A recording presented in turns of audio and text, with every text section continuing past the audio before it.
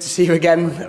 I'll just start with how you came through last night and whether or not you've got any injuries or team news to update us with ahead of Saturday. No injuries from last night, so that was a little bit of concern for myself before the game because of the spell of lack of training and going into a full tempo game straight away that's why we made the change at half time, which we'd planned, but there's still obviously the risk of somebody picking something up, but everyone got through it fine. So trained this morning and they're in good shape.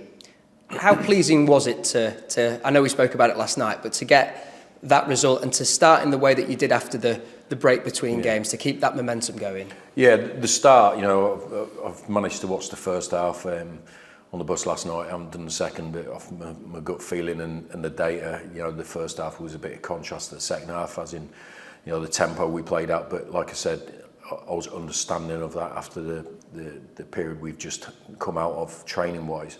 So, but the start was just a continuation of the last league game. For the first half, I thought it was excellent, and it was exactly what we looked for in our team. I think the players wanted to continue that. They wanted to take the game plan as we'd spoke about. It was just a little bit of rustiness came into the team in the second half, a little bit of cobwebs around the lungs and so forth. So it was good to blow them off and still win the game. I think it was good that we had a good lead going into that second half.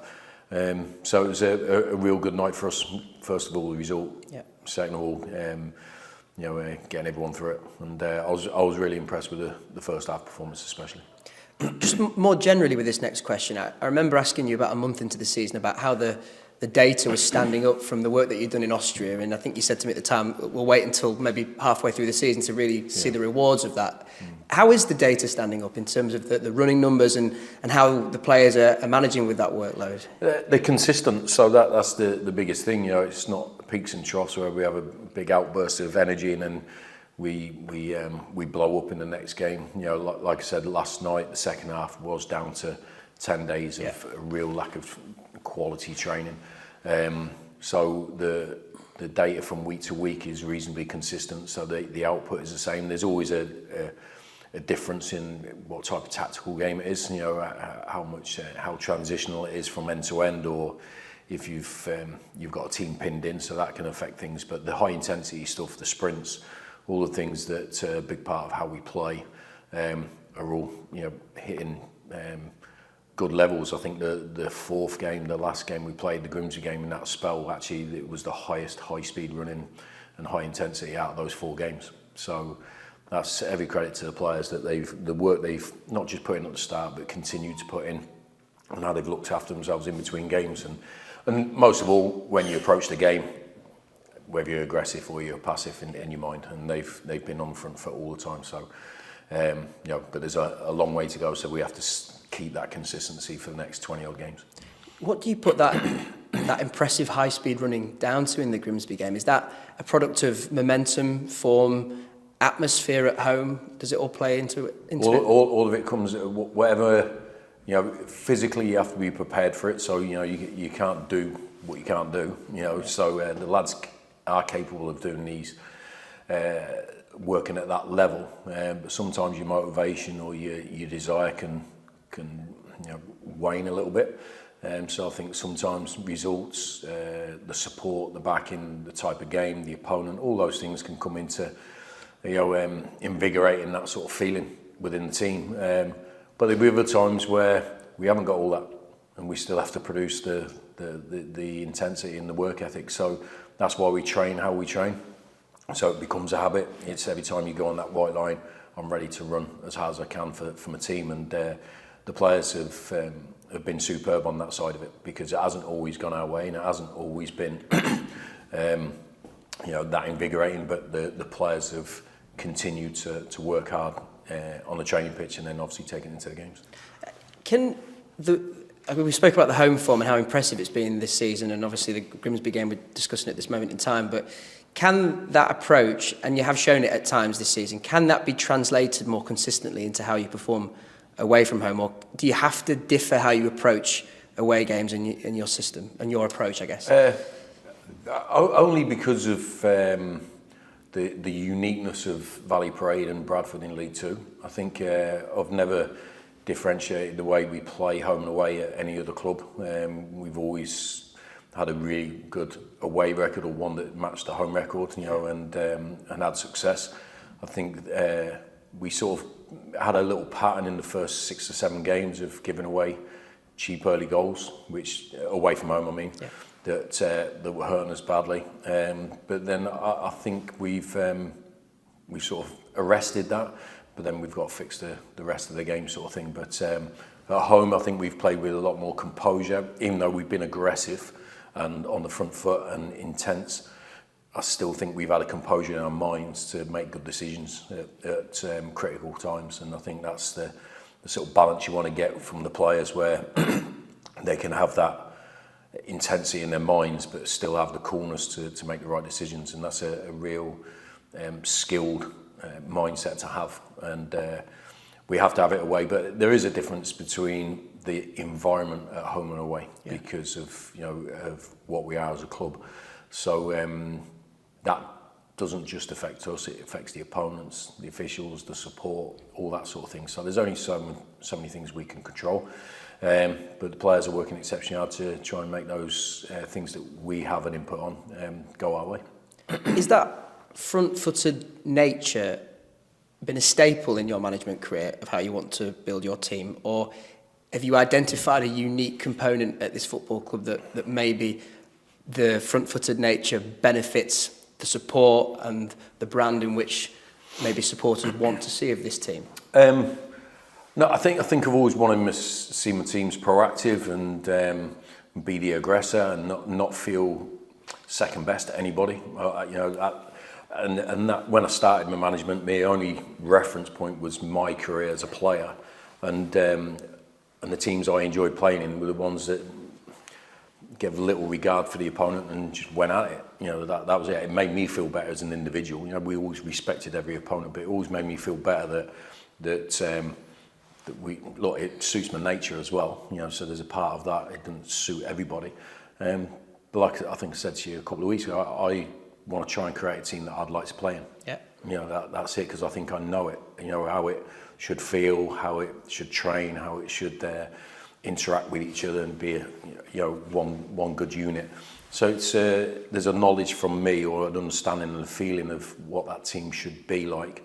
And so I've always there's been games where we've had to certainly when got promoted and gone to higher levels, and we've had to find our feet, where we've had a game plan to bring a team on, to hit them on counter-attack and stuff. Not very often, and because winning always takes the need for me to tick a box, and seeing that team. Ultimately, every game I played, I wanted to win.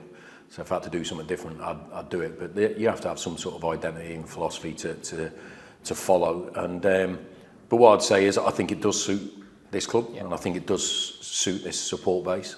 I think it does suit the players. It doesn't suit every single player 100%, and that's whatever style of football we play.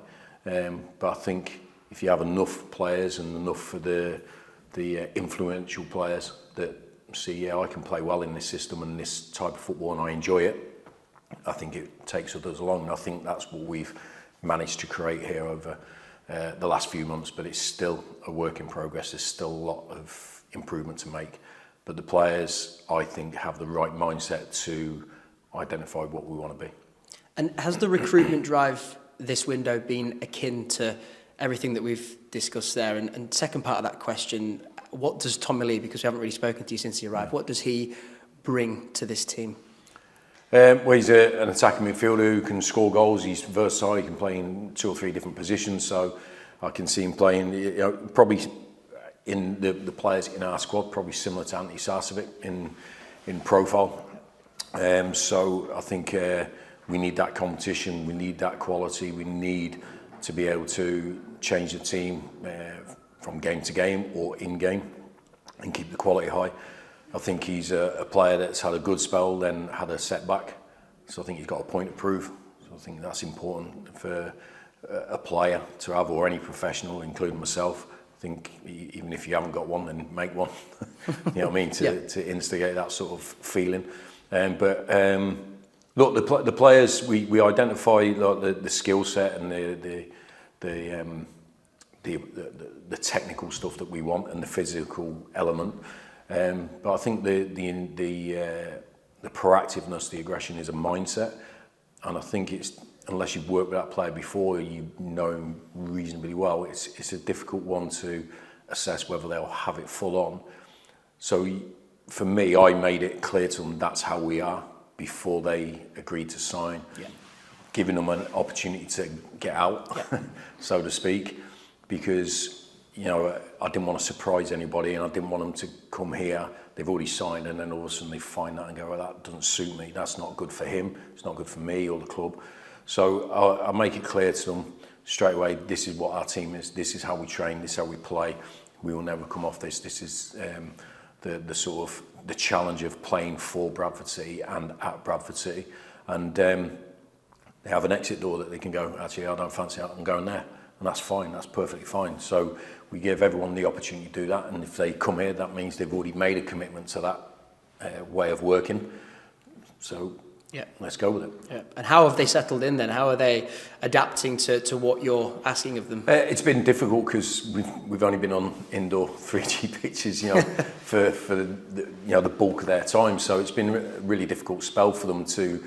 I did assure them that we were a proper football club, the other day, and and we will play football. Got full size nets. Full size and all that sort of thing. So, because it was difficult, but they understood, there was no green anywhere. So, this was the first day, really, we've had a good training day with all four of them to them get a real taste of what we're about as a team, as a squad, how we train. They just, obviously, they couldn't play in the cup game last night, which was a potential missed opportunity for them. But they'll get their opportunities coming forward. But they also understand they see a team in front of them that's winning games and that's got the bit between their teeth. So it's a challenge. In terms of any more business this January window, how active do you anticipate you'll be? And if I can ask, I don't know whether you'll answer this, but where are you looking to strengthen in your squad? I think it depends on moving parts at the moment, because I think it's been quite quiet from our side, as in inquiries into our players. There's been little bits of sort of communication, but nothing concrete, nothing that's gave us or any player a decision to make. So I think the numbers are really healthy at the moment, and they're good, and we want to keep them. So we have to be ready to react if anything happens with any of our players that are here now. So we have ideas about potential ins and outs, but at the moment we're settled. We're content with where we are right now. We've got a good squad, a real strong squad, I feel, when everyone's fit, which, touch wood, the majority is now. So if we finish the window now and I had that squad right in front of me, I'd be really pleased and really happy. But there's obviously still time for opportunity for people. I know I asked you about Tyler's situation last week, but I guess him not being in the squad, unless that was injury related last night, maybe further illustrates the challenge ahead for him to break into this team and get some minutes. Would that be a fair assessment?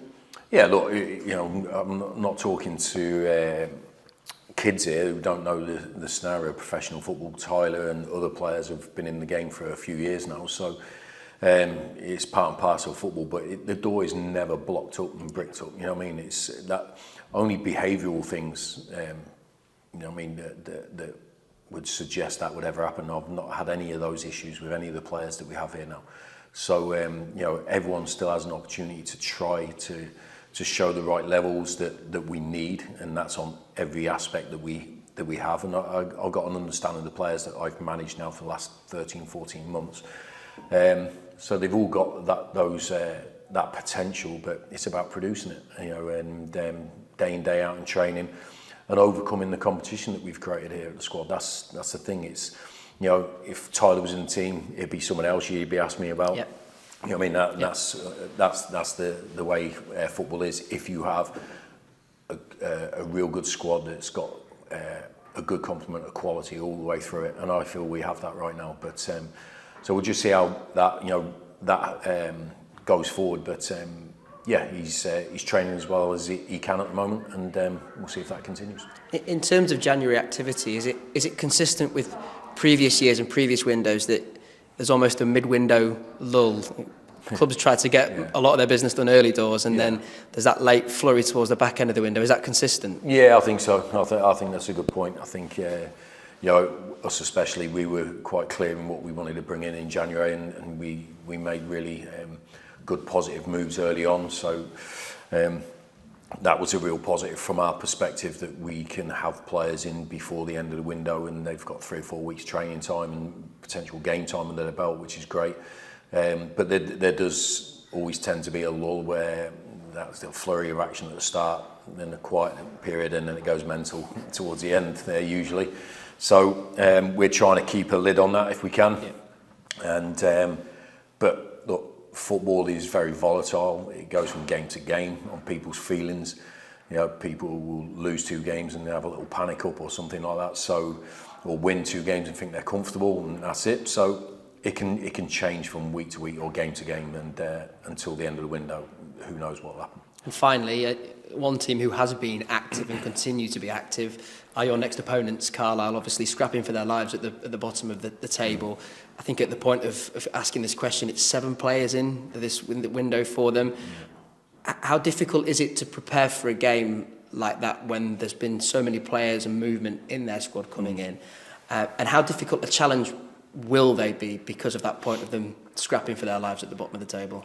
It'll be as tough a challenge as any game we play. Honestly, it's I fight against that thought all the time about easy games and good games and tough games. I resent it, like, from a professional point of view, because I've been in the game a long time, and the only easy games are the ones at the end when you look back and you made it easy because of how hard you worked at the start of it, and then it became like a relatively easy game. But it's never like from the kick-off, oh, this is a cakewalk and you walk through it. It just does not happen. It's a figment of people's imagination. So why let that come into our mindset? So, but the preparation towards Carlisle is, we don't know what their lineup will be, but I can pretty much predict it will be relatively the same sort of formation and shape and style of play. Mike's taking that from club to club, so I can't see it being any different from that, and I'm sure they've recruited the players that they feel they can play their best game in that sort of way of playing. So, but we go from week to week. We're, like I say, with 85-90% of our game is set in stone. This is how we are, in and out of possession, our pressing, our mentality, our in possession stuff, how we want to attack teams. That's we're only tweaking things from week to week anyway. And we can do that in the last half an hour, the preparation of the game, once we get the team sheet, and then we can sort of just speak to a couple of individuals about that final percentage of being prepared. And but games change as well, so you can prepare for one shape and something can happen, injury, this, that, the other, and it changes anyway. So for us, consistency has to be in us, how we play, how we defend. And I think we've got that. I think the players know that. There's always mistakes in there, and people will forget from time to time. But if I sat my team down now and said, what do we do in this situation? I think they'd all be able to go, this is what we should do. This is the next action, blah, blah, blah. And I think that's through time you get that sort of scenario. And it takes time, and it takes a lot of work on the pitch, in the analysis room with the players, and a lot of intelligence and acceptance from the players to be able to understand that. Best of luck, Graham. Thank you. Cheers, mate. Something where that has become obvious on the pitch is the relationships that are building up between players. For example, Bobby Point and Lewis Richards. They almost seem to know each other's game and where each player is going to move.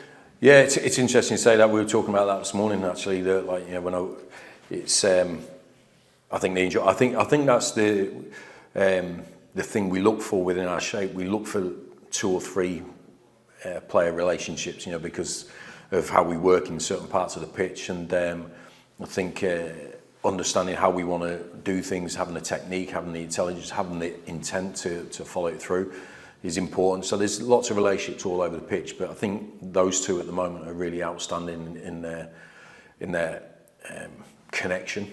I think they suit each other's game. I think they trust each other, which is really important, you know, in and out of possession. So I think, you know, we were actually generally talking about that this morning, about, you know, the fluid sort of interaction between them is really impressive. And two young players that are enjoying their football. I think they're doing both sides of the game really well. And yeah, we want and need those relationships all over the pitch.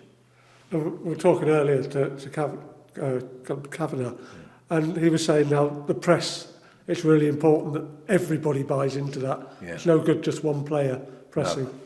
No. So you just get picked off and you lose. So we talk about being together all the time, and you know, we have to trust each other in there. That, you know, you don't have to look behind yourself to know that your teammate's there, because that's half a second too late to go for the press. And so it's we talk about that sort of that human trust with your teammate, that you haven't got to look to see if he's there. You got to go. He will be there. You know, we're talking to the new lads this morning in the training session. You know, Michael and George and Tommy especially, because they'll be, you know, part of that front line. That as soon as you look over your shoulder to see if your teammate's there, that's too late. You've missed the opportunity. So just go. If people don't go with you, they'll hear my voice behind them. So I think the front line is the trigger point for that, and I think they're doing it really well at the moment. But there is a real trust there from the team, and you know, and we've took away that quest for perfection, that you're not going to turn the ball over every time. It doesn't mean you back off it and come off it. It's just the way we're playing, we've committed to. I think it's valuable in our defensive action, but it's also valuable in our chance creation. And I think the players have, over time, from pre-season, where we had a few doubts, and into the season, then we had a lot of injuries, so it broke up. Now we've had a full squad. We're getting that sort of feeling of a whole group buying into the same thing, which is brilliant to see. Okay, mate. Obviously, Graham, you brought in 4 players. Carlisle brought in 7. I mean, when you've got sort of a group of new players, sort of glut of signing, as a manager, you sort of got to temper yourself to not sort of just throw them all at it, because sometimes it might be a temptation to think, yeah, I'll play him, but then you've got to sort of balance it with how well the team's playing, and it's that balancing act. Yeah, I think that's the scenario, how well the team's playing, the injuries. If you're in good form, you know, you've got everyone available. If it's emergency and you have to throw them in, there's a lot of equations that go into those decisions, and obviously whether you know that player really well. I know he's took the boy Wern from MK, who he knows really well, so you know he'll know his game inside out. There'll be other players that managers sign, and you find out more about what's in your building. So there's loads of different scenarios that go on.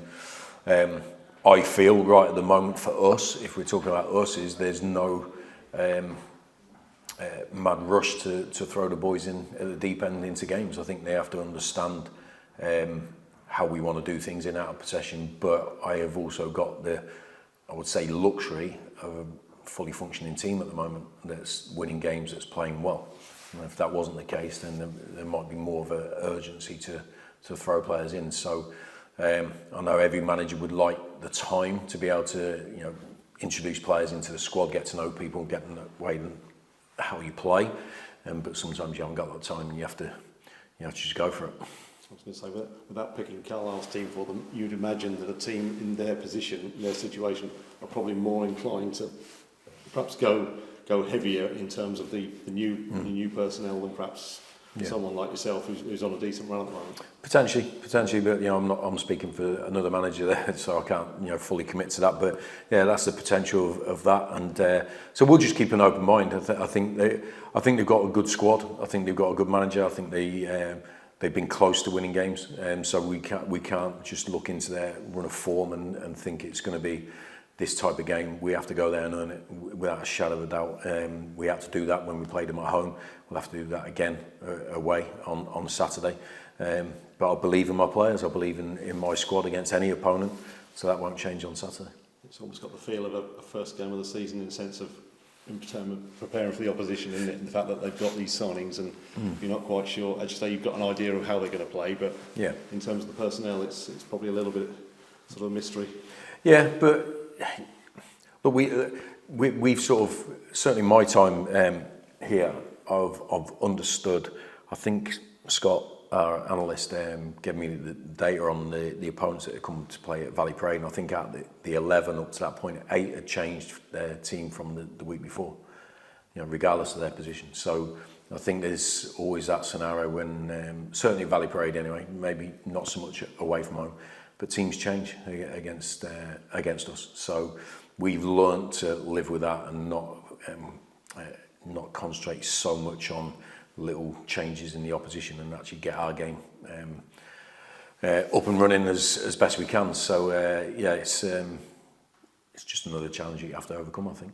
I don't know, you sort of don't get bogged down with history, but it is actually 40 years since Bradford City have won at Carlisle. It's become, you get these sort of lucky grounds. Is that my fault? No joke. Possibly mine. So, but it's become a bit of a bogey ground, and I think a lot of supporters, because obviously again it's a full house away end. It's a lot of those supporters will have been a lot of times to Carlisle and are desperate to see a City team come away with 3 points. Yeah, I get that. It's look.